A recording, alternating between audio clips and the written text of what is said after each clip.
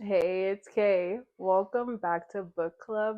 Today we're going to be talking about Blood Moon by Brittany S. Lewis.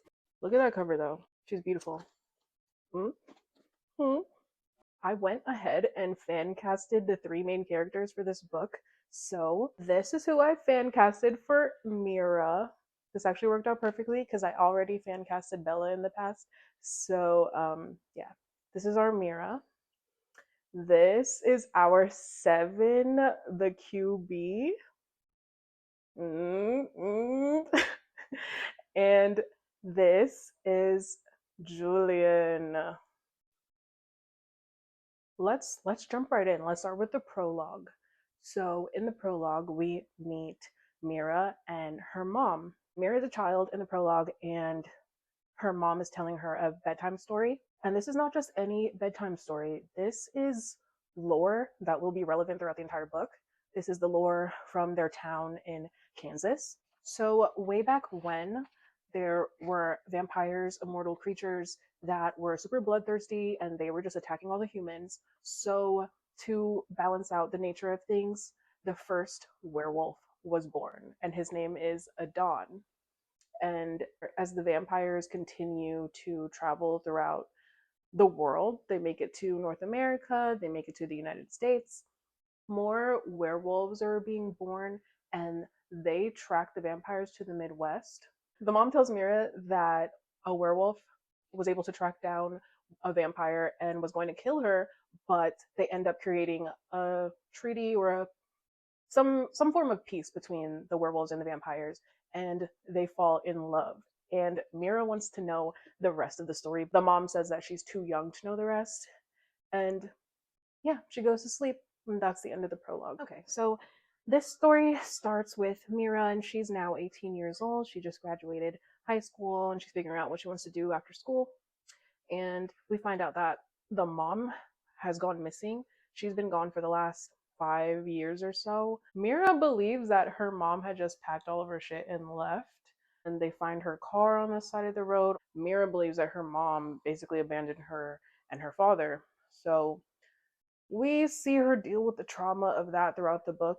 She hasn't dealt with it very well.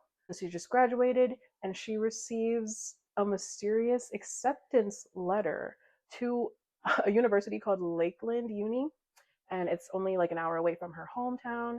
And she got a full ride plus like staying in the dorms, so she has to accept the offer. So we see her start school. She's going through the motions. She makes new friends. She actually knows the quarterback at the school because they're like hometown friends, childhood friends. And that is when we meet Seven. And Seven is very like flirty or whatever. Like it's clear that he has some feelings towards Mira, some attraction is there, and Mira doesn't even really pay him any mind. Mira's friends observe her interaction with Seven and they're like, oh my god, he likes you, girl. Like, whatever.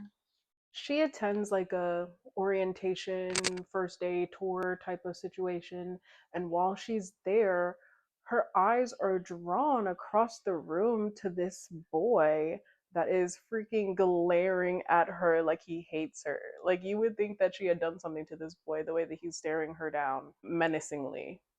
And she plans to confront him and ask him like, you know, why why are you staring at me? But the orientation ends and he has already left. Mira continues with the orientation and tour, and we find out that the school campus, it also has a museum full of folklore, and that's where we meet Abba. She's like the administrator in the museum, and they have like a little short interaction. She'll be an important character, so just keep an eye out for Abba. So Mira has her first day of school. Again, she's kind of just going through the motions. She sees that weird boy that was staring at her, or glaring at her rather. Sees him again, nothing really happens. She finishes her first day of school and she's super exhausted. She's going to head to her dorm, but she runs into the boy again and he knows her name and asks to talk to her. In this conversation, he tells her that you shouldn't be here. He tells her that it's not safe for her to be at the school. And Mira's like, why would I leave? Like, who are you? Why are you talking to me like that? Like, why would I listen to you?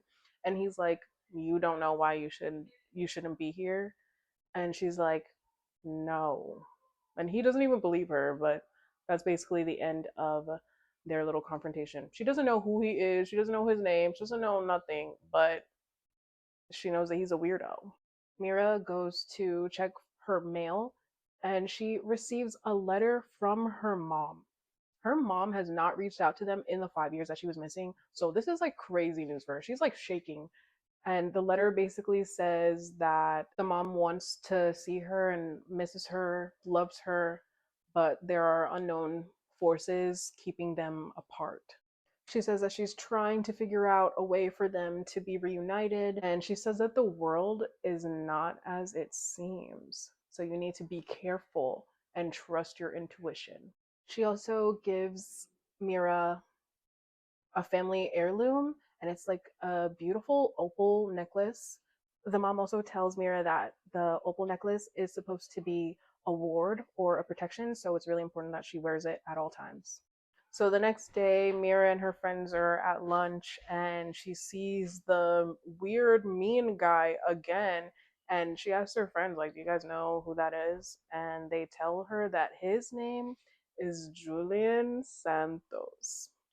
Mira can't really engage with her friends at lunch because she's still thinking about what her mom said about the world not being as it seems.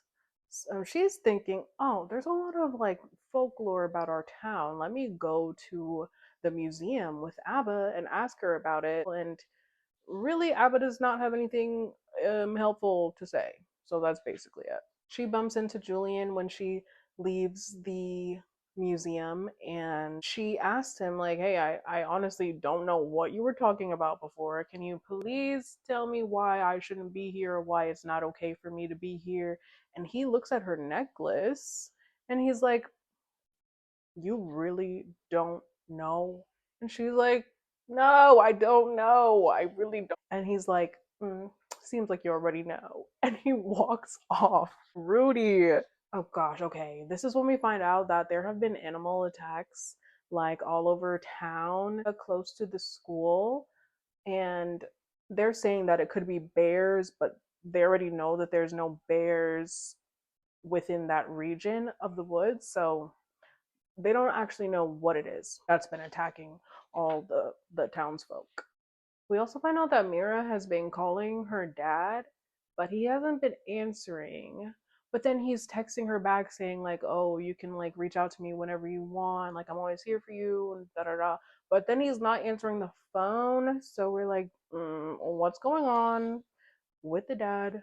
We'll find out. Mira goes to the library to study, and she runs into Seven, the QB himself, and he starts chatting her up. Again, he's flirting with her, telling her that she's like beautiful or something like that. And she asks him if he knows who Julian is. And he's like, yeah, that guy is bad news. Stay away from him. And Mira's like, what happened? And Seven says that they have bad blood, but we don't really get to know anything more than that.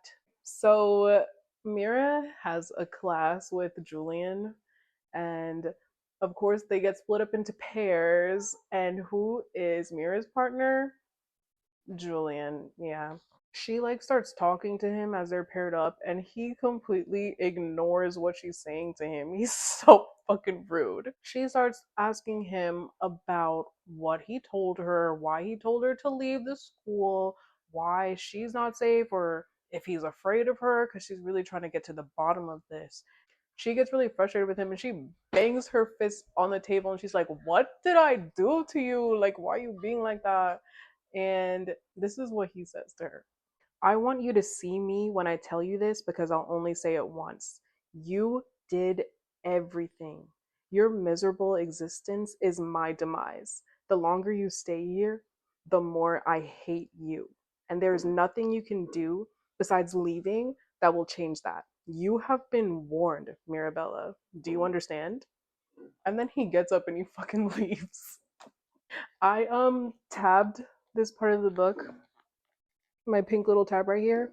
because this is the part of the book when I decided which boy I choose, and I choose Julian, even though he's rude. Even though he's rude and he fucking hates us. Like, I don't know. I feel like Seven's Riz is just like not working. Like, it's just not doing anything for me. And thinking that I'm hot means nothing, but hating me, damn, like you're really thinking about me a lot to fucking hate me, you know? So clearly, Miss Mira is going through a lot. She's wondering why she has to leave the school, why it's not safe, why this boy that she doesn't know hates her, why her mom decided to reach out, like out of nowhere. So she's like, what the hell? Let me go for a run to clear my mind, honey.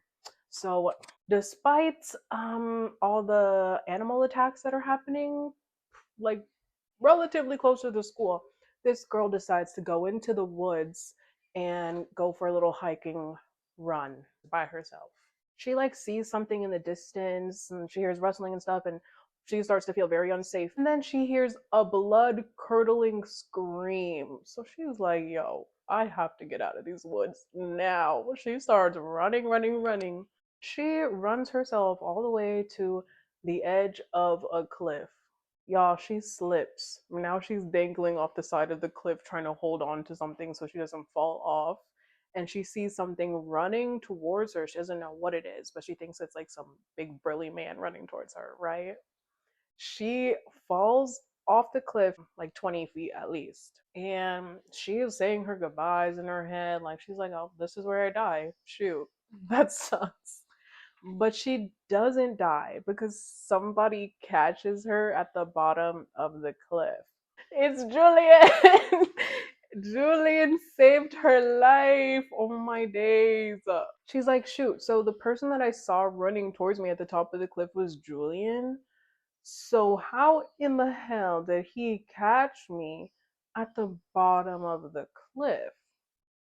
He is like cradling her in his arms and she is in shock. She's like, what the hell? Like I thought I was a goner for sure, but I'm alive and I'm in Julian's arms. And she's like, oh my god, Julian, you saved my life. And he's like trying to check her for like injuries and make sure that she's okay. And she's like, how did you do that? How did you get to the bottom of the cliff so fast? And he doesn't answer her, of course, tells her that she needs to leave the woods because they're not safe for her. And she's like, what do you know that you're not telling me? And he's like, what do you want me to say?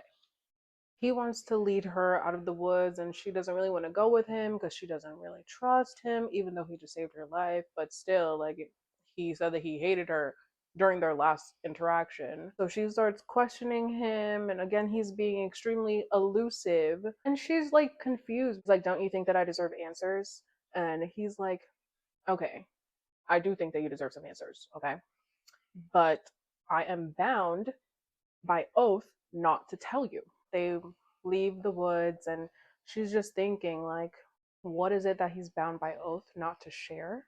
Why are the woods not safe? Like, what's in the woods? Why is he not safe but saved me? She's just confuddled with the whole thing. But she says thank you to Julian for saving her life, and then they go their separate ways. So remember that Mira's dad has been MIA for some reason? Yeah, so Mira gets one of her friends to drive her back home just to check on dad, and she sees that the dad has been investigating the mom's disappearance again, and he's been investigating the animal attacks, and their house is like a mess.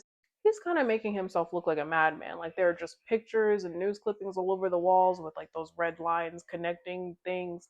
And she's like, shoot, does my dad think that my missing mother has something to do with all of these animal attacks happening? She decides that she's going to confront the dad.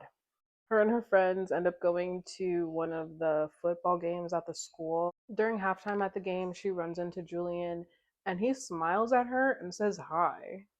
She's like, what the hell? You're like acknowledging me and being nice to me? That's a little weird and suspicious. And then he apologizes for the way that he's been treating her. He's like, oh, yeah, I mean, I just went about it the wrong way and I apologize. All right. She tells him that his apology is meaningless to her unless he tells her what she wants to know about the school and about her safety. And he still doesn't tell her. So obviously, Seven is the QB. So he invites her to go to a little party after the game. But she ends up seeing him later at the after party and he goes up to her again. And she's ignoring him. And he tells her that it's better this way that she's ignoring him. She's like, oh my God, Julian, please get away from me. Like, you are so weird. You're hot and cold. You're not telling me what I want to know. Just go. Like, just go. He's like, Mira, I'm sorry. Like, I'm really sorry. And she's not buying it at all. But the party continues and he doesn't really bother her again. She ends up playing 7 minutes in heaven. So Mira spins the bottle. It lands on Julian, and they get 7 minutes in heaven. So they get locked in the closet together, and she's confronting him again, like, just tell me why I'm not safe, why you want me to leave the school, just freaking tell me. And she starts to feel a bit affected by their close proximity in this closet together. And her palm is like pressed against his chest, and she can feel his heart beating, and she starts getting like hot. She starts baiting him into kissing her. She was like, oh, I bet you don't even have the guts to kiss me. He like grabs her up, like she like wraps her legs around his torso, and their faces are getting closer when the 7 minutes are up. So they do not kiss.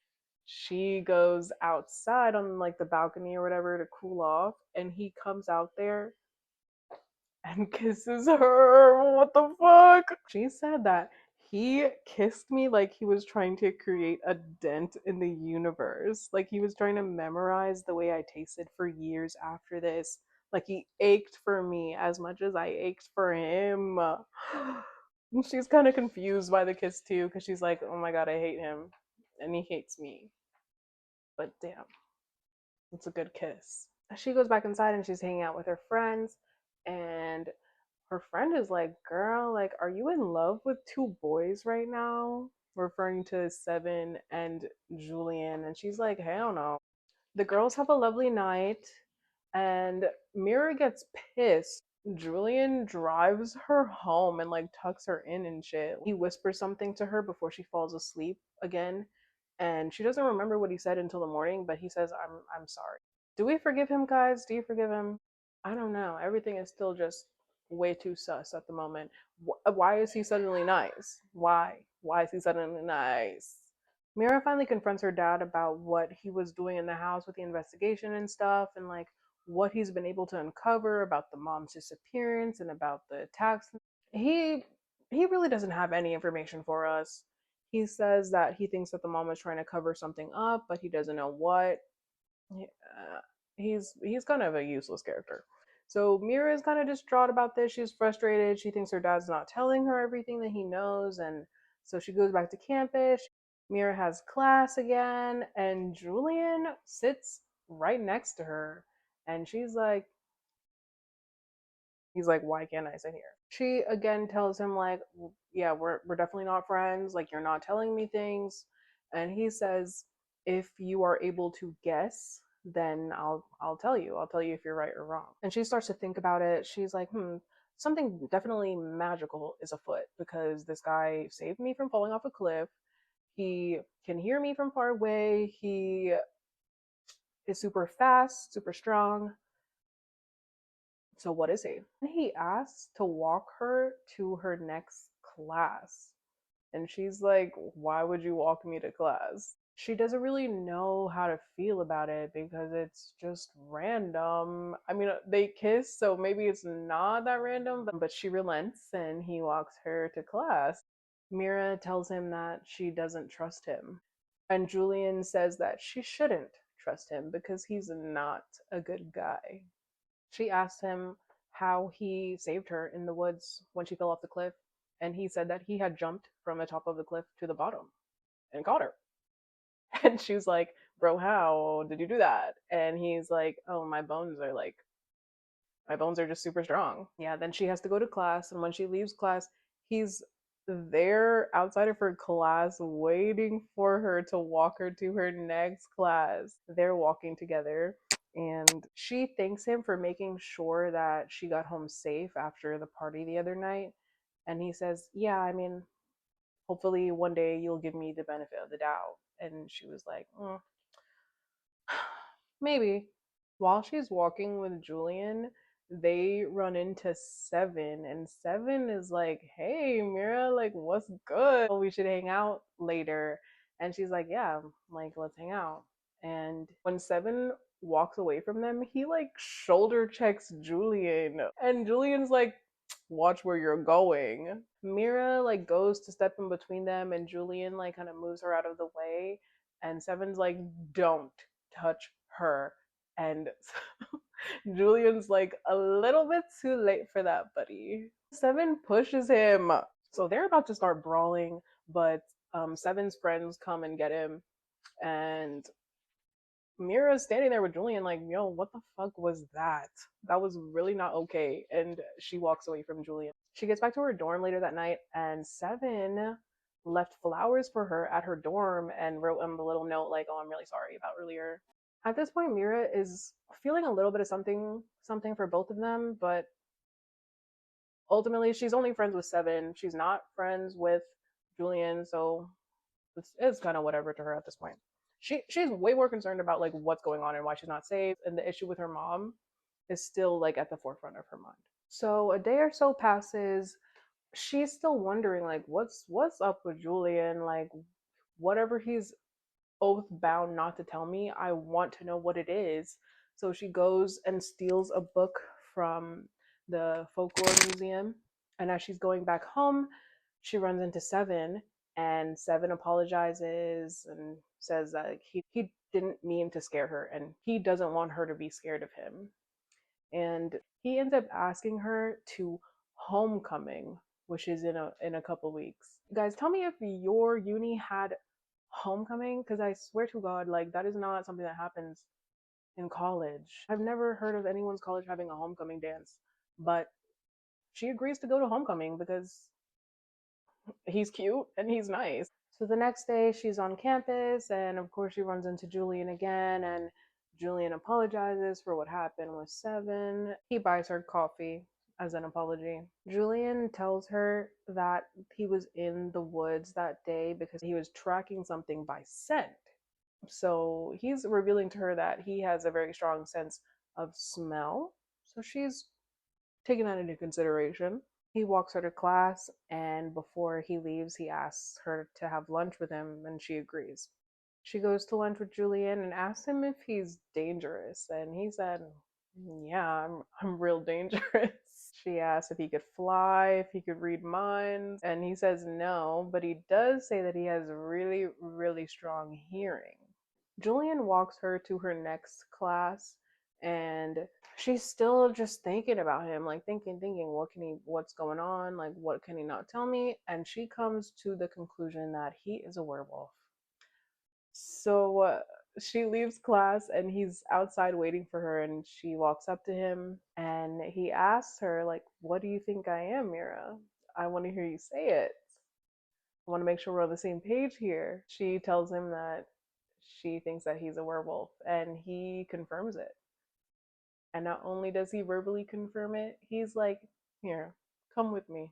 They go into the woods, and Julian starts taking off his clothes, and he shifts into a big gray wolf right in front of her. And she's like in awe of him. She said that the creature before her was stunning and remarkable. She has the urge to run her fingers through his fur, but she's like, no, I can't do that. Like, that's way too much. He turns back into a human, and she starts asking him questions about his pack. She asks him if him and his pack are behind all the animal attacks that are happening in Kansas, and he says no, like it's a problem that we're dealing with too, but it's not us. And he's like, ugh, we're just talking about me way too much. Like, can we talk about you? And she's like, I'm not the wolf, bro. Like, why would we be talking about me right now? He does end up asking some questions about Mira, and she answers them for him. He tells her that He also doesn't have a mom because his mom died when he was 6 years old. He's been raised by his aunt.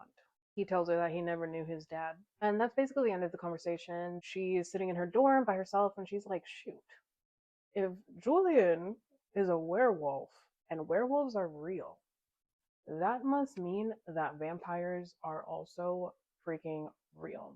Oh no. It's now the weekend and her friends have all gone home for the weekend, so she's in her dorm by herself and she feels very eerie. There are vampires and werewolves crawling through this damn school, and I'm here by myself. I'm scared. So she goes outside and she says, Julian, Julian, because he has super hearing, and he does hear her, and he comes running over to the dorm to see Mira, and she's like, oh shoot, you actually came. And he's like, yeah, of course I came. And she also asks, why is it not safe for her to be on campus? And he tells her that the reason that it's not safe is because of her blood. He says that it's because of her blood and her family blood that it makes her a target for werewolves that are on campus. And he tells her that at any moment she can be hunted, killed, and become a trophy. She asks him, like, okay, if my blood is like so significant, then why haven't you killed me, Julian? And Julian says he doesn't want to. She asks him to confirm if vampires are real as well, and he says, yeah, of course they are.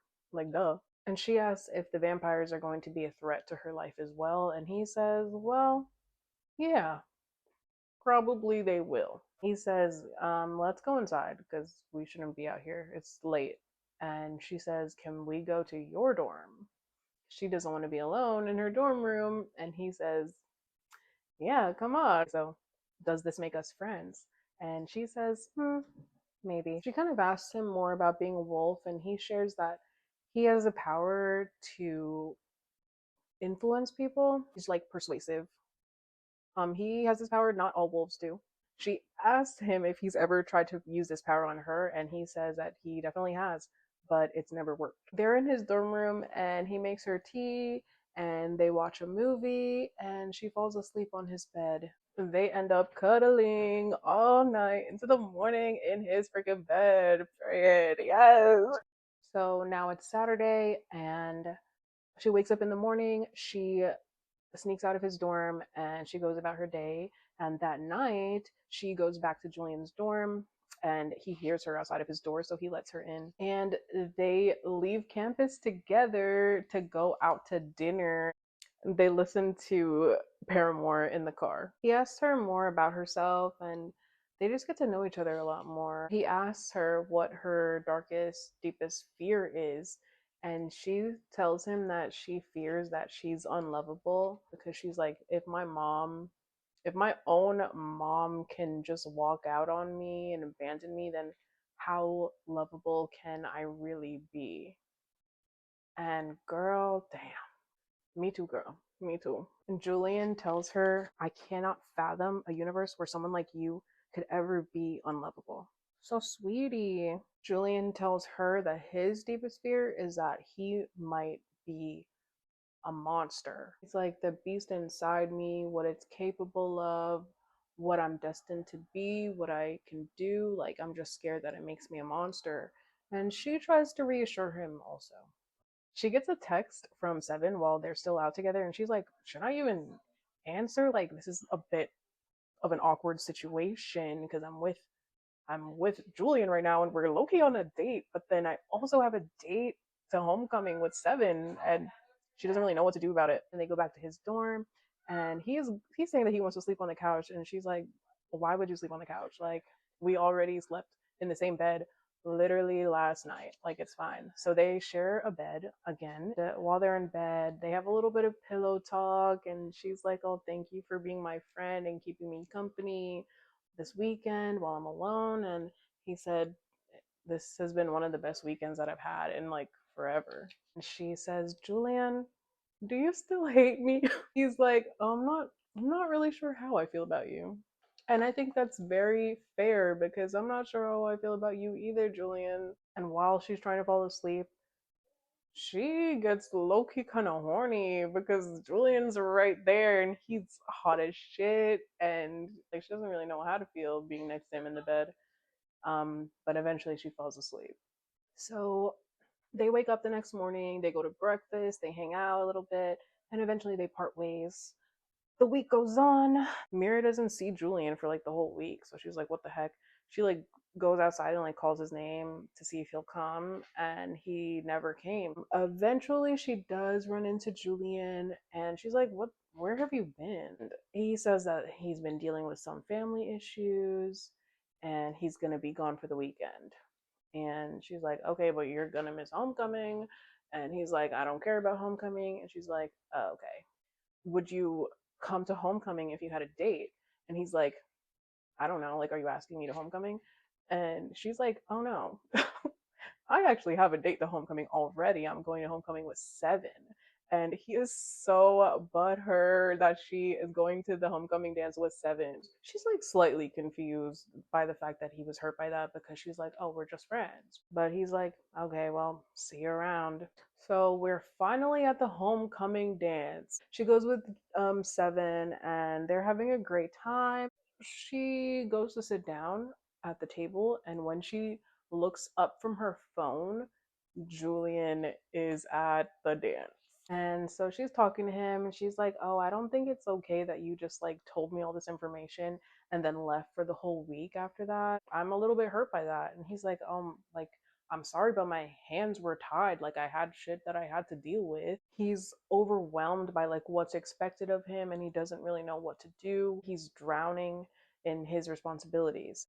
He's like, "Oh, I didn't even think that you would care that I was gone for the week because you're here on a date with Seven. Like, did you think that I wouldn't care?" And he's looking at her, and he's like, "Mira, where the fuck is your necklace? She's not wearing her ward because she took it off when she got dressed for the dance." So he's like, "Oh my God, we have to leave right now. You are not safe here." And she's like, "Why am I not safe?" And he's like, "Nothing here is as it seems." "Well, Julian, you're freaking me out. I'm scared." Of course, Seven takes this opportunity to approach them and ask if everything's okay. And Mira's like, "Yeah, like I'm fine." And Seven takes her hand and like pulls her away from Julian. Mira starts questioning if she can trust Seven, because Julian has beef with Seven. And Mira's thinking, "Oh my God, is Seven a werewolf too? Are they like rival packs or something? Like, something is not right." So now she's kind of freaking out. She's like, "Oh my God, I have to leave." So she tells Seven that she feels sick and asks if he can take her home. And he's like, "Yeah, sure." So he walks her out to his car, but he left his keys inside. He leaves her outside by the car to go get his keys, and she gets attacked by a freaking wolf outside. Mira starts running, and she freaking falls because she is wearing heels. So she like kicks her heels off and keeps on running, and Julian comes out of nowhere. She notices that the wolf that's chasing her is much bigger than Julian, so she already knows that they're not from the same pack, or they're different types of wolves. But we'll get into that later. She scurries off while Julian and the other wolf are brawling, and eventually Julian catches up to her and is like, "Girl, we gotta go, let's go." She gets on his back. They run off to Julian's car. Julian is driving, and she's like, "What the fuck is going on?" Julian is like, "This is what I've been trying to tell you this whole time. I've been warning you since the first day you got to this damn school that you're not safe. Like, what do you not get? Bro, they really want your head." And he says, "Mira, there's something else that I have to tell you." And she's like, "Oh my God. Oh my God." What? And he tells her that he's not just a werewolf. Julian is a vampire too. Remember our bedtime story from the prologue? Here's the real story. So, the first vampires that were pillaging towns across the world, they were called elites. And then one day, the heavens opened up and a dawn came down, touched ground, turned into a werewolf. When he turned into a werewolf, he split in two. So there was Adon the First and Adon the Second, and they were considered to be the originals. They are following the vampires around, killing them. They're forming a pack as more werewolves come to existence. They traveled their way to the Midwest so that they could take out the elites. However, as they're looking for the elites, they're not able to find the elites, and this starts to cause a divide in the pack where some of them want to follow Adon the First, and some of them want to follow Adon the Second. This caused like a civil war between the wolves, and they started killing each other. Adon the Second was enraged by people not wanting to follow him, so he started killing humans too, just out of rage. Then, on the evening of a blood moon, one of the vampires makes a pact with Adon the First for them to be in an alliance to take out Adon the Second's pack. Adon the First and the vampire that had made this pact together, they also fell in love. So because the vampires had an alliance with the first blood lichen vampire werewolf was born. Julian explains that like an evolution happened where the wolves and the blood lichens are now able to find their fated mate. It originally existed to help them build stronger community. And so the wolves, the ones that follow Adon the Second, they know their mate the first time that they meet them, but the blood lichens, they know their mate the first time that they taste their mate's blood. So the vampire and Adon the First, they create their pact. They're going to protect their territories from Adon the Second and his pack. And so gears start turning in Mira's head, and she's like, wait, is Seven a wolf? Is Seven a wolf? That's why you guys are like at each other's necks all the time. Julian confirms, yep, he is part of the pack that follows Adon the Second. So that's why we have historical beef. Remember that Julian and Mira are still driving away in their car? Yeah. So they get ran off the road by Seven's pack. Mira doesn't see Seven there, but a bunch of um, wolves that follow Adon the Second, Reggie, are there, and they get ran off the road. Julian kind of shields Mira because the car is like flipping and turning. So he's kind of using his body as an extra layer to keep Mira safe. The car tumbles, tumbles, tumbles. So he busts them out the car. They're running through the woods. In the woods, Julian has like a safety bag. It just has a bunch of like stuff in case he's lost in the woods somewhere and needs supplies. So he grabs the bag and it has a tent in it. So they pitch the tent. They are changing their clothes and stuff. She asks him if he needs blood to survive, and he says that when they are first born, yes, but they get weaned off of blood and now they choose to drink blood whenever they need to recover from injury or just for fun or because they want to. And she asks to see his fangs since he's a vampire.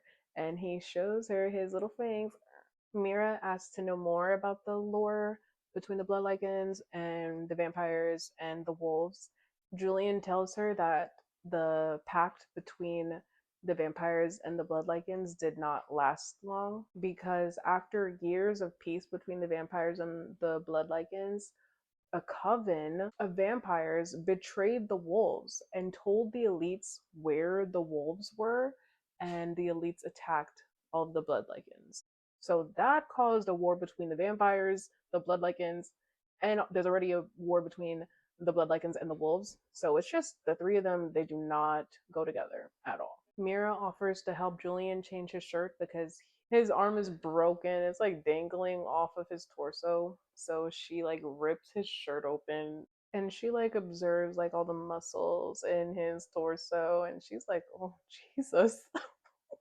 Julian, after she helps him change, he says that he's sorry for disappearing on her, and when he's around her, he feels like he's in a state of conflict.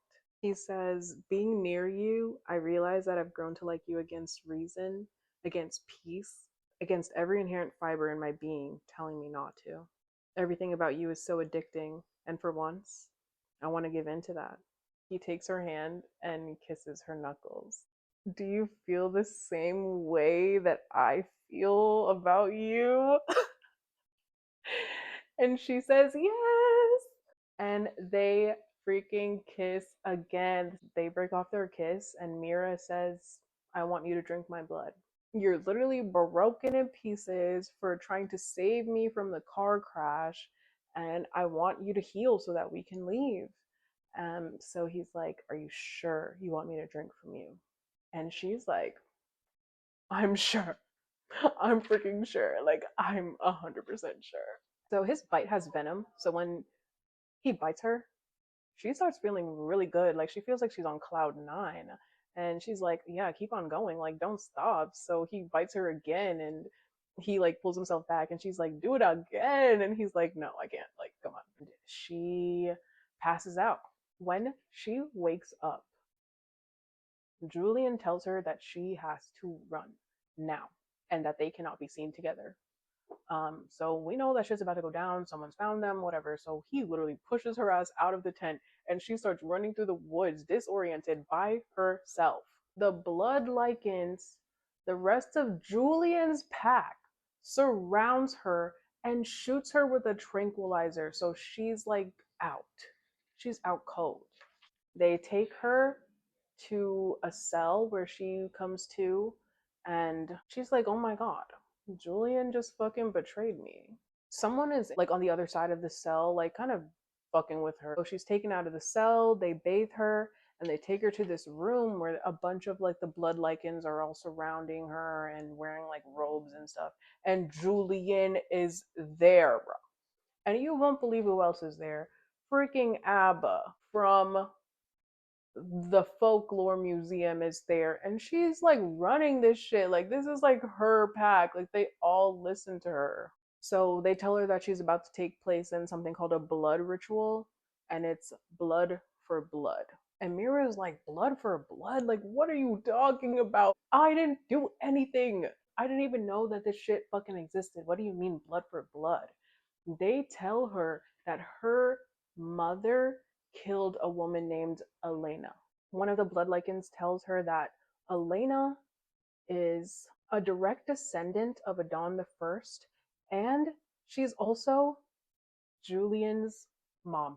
So Mira is like thinking back in time to everything that Julian said, and she's like, wow, that's why he said I have a miserable existence and he freaking hates me and he wants me to leave and all this shit. It's because my mom killed his mom. And she's like, so did Julian lie about my blood being freaking special and that's why the wolves want me? Like, was that all just fucking a farce?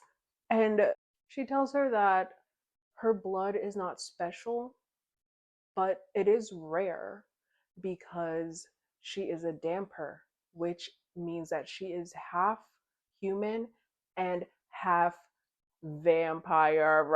And Abba steps in and she's like, Mira, you're here on behalf of your ancestors. She says, hundreds of years ago, your people led the elites to our pack, which resulted in a bunch of us dying.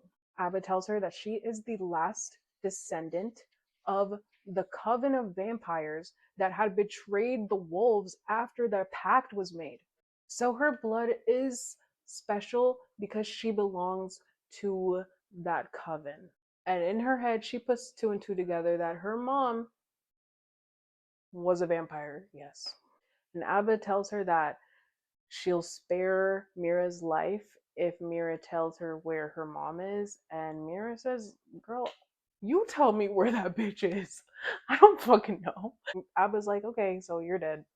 And Julian's just watching all of this happen, by the way. Abba also tells her that the reason why Mira's mom had killed Elena. Elena was going to get revenge on the coven of vampires that betrayed them. So Rena, being a descendant of that coven, Elena went to find her, and she ended up finding Mira. So she was going to kill Mira when Mira was a baby, and Rena was like, "You're not killing anyone."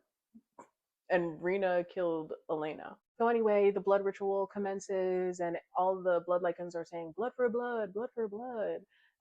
They're really hyped to see this innocent girl be friggin' murdered. Part of the ritual is for Mira to drink the blood blessed by their ancestors, so they force her to drink blood. And she says that it makes her feel really strange. We will find out just how strange it makes her, but just wait for it. Abba also reveals before they kill Mira that the wolf pack that follows Adon the second, they're the ones that were behind all the animal attacks happening in Kansas, just because they're not able to control their newborns. Abba hands Julian the knife and tells him, kill that girl. And so he walks up to Mira with the knife in his hand and he's going to kill her. But he does not kill her. He tells everyone, if you kill Mira, you will be breaking a treaty because she is my mate. And Abba is like, I don't care what treaties we have to break. That girl needs to go. She killed Elena. Elena is Abba's sister. So Abba already has her own personal stake in it. She's like, I don't give a fuck. Like, you need to kill that girl now. And so Julian's like, no, I'm not gonna kill her. Like, you're not gonna touch her. No one's gonna touch her. And he starts fighting everyone down there so that Mira can escape. Abba goes to grab Mira before she can actually leave. And Mira said that she screamed so loud that her skin burned. And the blood lichens had like a biological effect from her scream. Like they collapsed and they were like holding their ears from her scream. Julian and Mira escape together and he brings her back to campus and Julian drops to his knees and like presses his head against Mira's stomach and he's saying, I'm sorry, I'm so sorry. He starts to kiss her and she pushes him away and he actually stumbles. So she's like, oh shit, like I'm really strong all of a sudden. How did I get so strong? And he goes to kiss her again and she allows him to kiss her but eventually pushes him off and she's like, what the fuck? She's like, I freaking trusted you and this whole time you were manipulating me so that you could bring me to your family, to your pack, so that they could fucking kill me. Are you serious? Are you fucking serious, Julian? Julian, I freaking trusted you. So she's questioning everything because she's like, were you even ever like on my side? Like, and he's like, yeah, like, I'm sorry, like, they just got in my ear and it was just so fucking annoying and pathetic. Like, I thought you were the alpha of your pack, bro. Why are they in your ear influencing you to do shit that you don't want to do? Are you fucking serious? I don't forgive that. Mira doesn't forgive that. She's like, fuck off. Mira's like, so if I wasn't your mate, you would have let them kill me then. And he was like, no, I wouldn't have let them kill you because I knew that it was wrong that we were killing you in the first place. He also says that he was falling for her before he even tasted her blood. He says like, now you're everything. And she's like, well, you're just a freaking monster. Bye. Bye. She ran from him. Seven finds her, and Seven is like, I swear to God, I had no idea that my pack was like attacking you. I have nothing to do with it. Can I help you? Like, can I bring you home? Like, so she accepts a ride from him. He drives her home. When she gets home, her dad is there, and her dad is not alone. Guess who is in the house with her dad? Her freaking mom came back home. There's an epilogue in this book. In the epilogue, Mira is still in her home with her mom and her dad, and she wakes up in the night and she's covered head to toe in blood, but she's not injured. So she's thinking, okay, this is not my blood. She's kind of out of it. She's walking through the house. She hears something. She goes and looks in the mirror, and she says that the creature in the mirror was too devastatingly beautiful to be human. She observes like dried blood going down her lips and down her chin, and she's thinking, what have I done? Her dad busts into the bathroom and he's like, yo, what the fuck? And Mira's like, Dad, I think I killed someone. And that's how the book ends. Am I tripping or was that book actually really good? I never saw the Vampire Diaries, so I really can't speak to the similarities between this book and that show. Obviously, it was very similar to Twilight. I feel like plot wise, it was much stronger than Twilight is. Twilight's no masterpiece, okay? Let's admit it. Yes, it is a cult classic. Yes, I am a huge fan of the movies, but it's no masterpiece. I'm gonna put a video in my description of why I feel like Twilight is just problematic. I really don't care for Stephanie Meyer's. I appreciate the diversity in this book. I'm really excited for the second book. I really want to know what's going on with Mira, what's going on with Seven. And that's the thing, like, she's pissed off with Julian, right? But he's still her fated mate. So, like, does Seven even really have a chance to be with her? But I am curious to see, like, maybe he steps up in the second book. Maybe he does something amazing, like, because he certainly didn't wow me.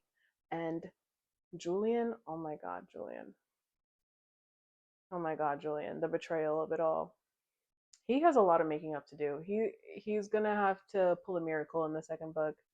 If there's any chance in moving forward, we're starting over. Like we just have to start over because everything that happened before now, I can't trust that it was done with good intentions. How could I trust that? But yeah, I'm very much ready for book two. I hope it comes out soon. I hope there's some spice in it. Yeah, it was just a fun book. I had so much fun reading it. Let me know how you guys feel about my fan cast. Like, do we agree? Do we disagree? Let me know who your fan casts are for our big three. Thank you for coming to book club. I'll see you next time. Bye bye.